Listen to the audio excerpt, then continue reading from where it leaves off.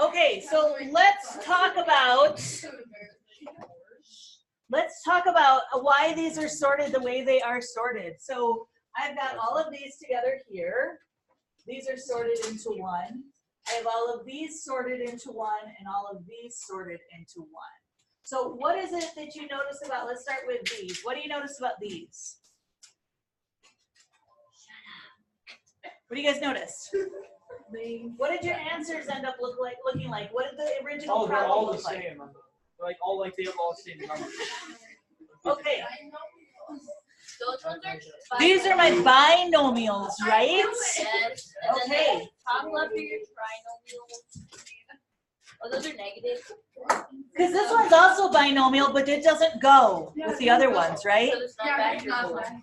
This one is non-factorable. What's the difference? Guys, shh.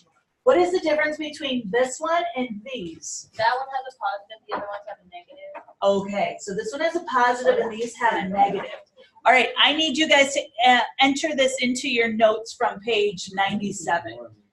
This right here, all of these are what we call the difference of two squares. And this is an important one that you guys will see a lot when you're dealing with factoring quadratics. It's called the difference of two squares because it is subtracting.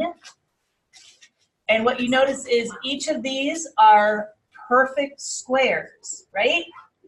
9x squared is a perfect square, 1's a perfect square, 49's a perfect square, 36, 4x squared, 25. They're all perfect squares. And what happens when you have something that is called the difference of two squares, if you can recognize it, you can do the factoring without even having to do the area model in the diamond.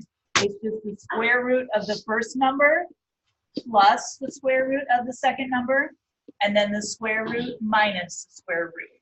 This is a type of problem that they like to put on standardized tests. So like the Aspire test that you guys are going to take next month, the SAT, the ACT, any of those things, you will definitely see a lot of difference of two squares on those kinds of tests.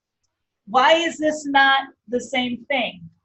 Because it's the sum of two squares, not the difference of two squares. Okay, what do you guys notice about these down here? Those ones have their squares, so like both the answers have like the same, right? Okay, so your final answer is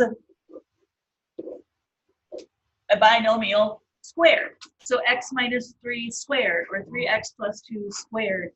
This is another special case that we call perfect square trinomials.